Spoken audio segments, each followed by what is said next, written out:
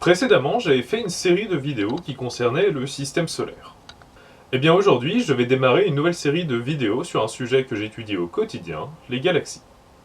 Passer de l'étude du système solaire aux galaxies, c'est un changement drastique d'échelle. C'est comme si en termes de taille, on étudiait quelque chose qui a la taille de cette bille, et qu'on passait à l'étude de quelque chose qui a la taille de la Terre. Et oui, à l'échelle, si notre galaxie avait le diamètre de la Terre, notre système solaire ne représenterait que cette bille à l'intérieur. Aujourd'hui, je vais donc commencer à introduire les galaxies sans trop rentrer dans les définitions, mais plus par une approche historique. Avant de commencer, j'aimerais insister sur un point important, c'est que notre compréhension contemporaine des galaxies et de la Voie lactée a en réalité en fait que 100 ans.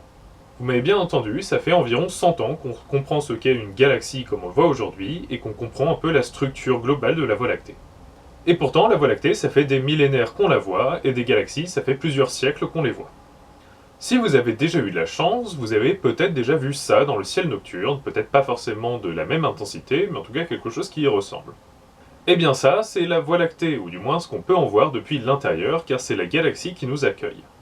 Ce nom fait référence à la mythologie gréco-romaine, et de fait, depuis l'Antiquité et même bien avant depuis les débuts de l'homme sur Terre, nous sommes capables d'observer cette traînée nébuleuse dans le ciel. Mais sans intuition ni instrument pour mesurer par exemple des parallaxes, c'est très compliqué d'établir la distance qui nous sépare de cette espèce de disque qui a l'air de nous entourer.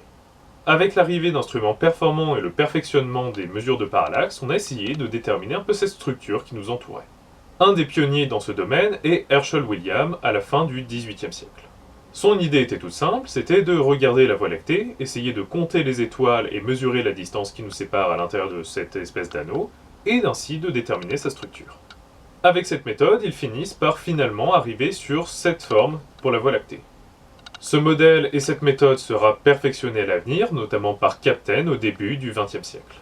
Le modèle de Kapteyn consiste en une sorte de disque d'un diamètre d'environ 1000 parsecs et d'une épaisseur d'une centaine de parsecs. Pour lui, notre galaxie serait une sorte de disque uniformément peuplé en étoiles où le Soleil serait au centre. Cela vient du fait de leur observation de la Voie lactée tout autour de nous. Peu importe où on regarde, on compte le même nombre d'étoiles dans toutes les directions. Il était alors logique pour eux d'aboutir à ce modèle de la Voie lactée. Cependant, d'autres astrophysiciens vont faire d'autres observations et établir un modèle de la Voie lactée par d'autres méthodes.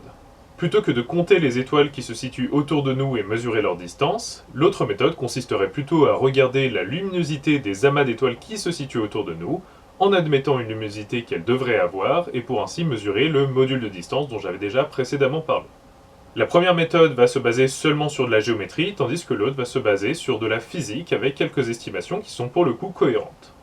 Ce modèle de galaxie va être rendu connu par l'astrophysicien Shapley. Et cette deuxième méthode va apporter un tout autre résultat qui sera ensuite perfectionné pour arriver à ce modèle de la Voie lactée qui est proche du modèle qu'on connaît aujourd'hui. La Voie lactée serait une sorte de disque avec un bulbe central dans lequel le Soleil serait en fait à la périphérie. Déjà, première différence structurelle, la taille. On n'est plus à environ 1 kg par sec de diamètre, mais plutôt à des dizaines de kilos par sec de diamètre. L'épaisseur, quant à elle, ne va pas beaucoup changer, on va rester sur quelques centaines de parsecs. Et surtout, différence majeure, le Soleil n'est plus au centre de la galaxie comme on l'estimait, il se situe plutôt à environ 8 kg par sec du centre. A savoir que ces deux modèles-là vont cohabiter et être très longuement débattus pour savoir en fait qui a raison.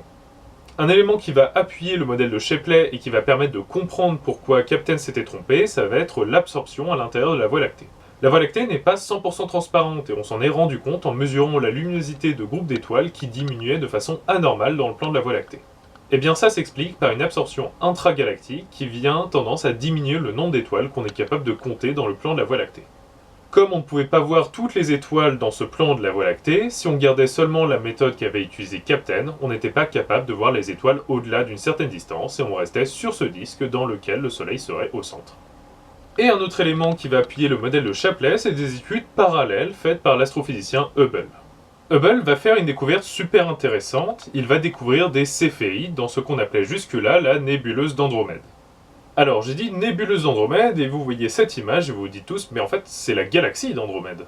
Eh bien, à vrai dire, avant Hubble et tout un tas de travaux qui vont suivre, on ne savait pas que c'était des galaxies. Ces objets nébuleux étaient considérés comme la nébuleuse d'Orion ou la nébuleuse du Crabe comme étant des nébuleuses. Et d'ailleurs, ce n'était pas nécessairement évident de savoir si ces objets étaient intra- ou extragalactiques, et si extragalactiques, à quelle distance de nous ils s'y trouvaient. Et donc lorsque Hubble trouve des chandelles standards à l'intérieur, il va enfin pouvoir déterminer la distance qui nous sépare. Et là, non seulement il découvre que cette source est extragalactique, mais en plus de ça, cette source est extrêmement lointaine.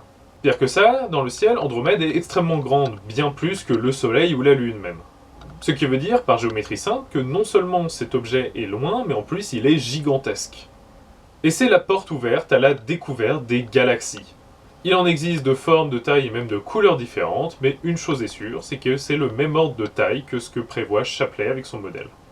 Et d'ailleurs, ce qu'on peut observer des autres galaxies va aussi aider à mieux comprendre la structure de la Voie lactée. Et donc c'est vers les années 1930 et avec un peu de perfectionnement qu'on comprend que le modèle de Shapley s'approche plus de ce qui est réellement la Voie lactée, et qu'en plus de ça, il existe d'autres structures équivalentes un peu partout dans l'univers.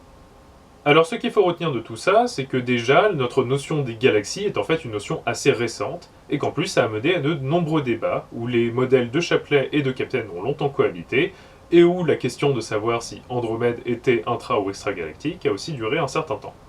Les galaxies restent un domaine d'étude très important dans lequel il y a encore énormément de questions auxquelles on n'arrive pas nécessairement à répondre.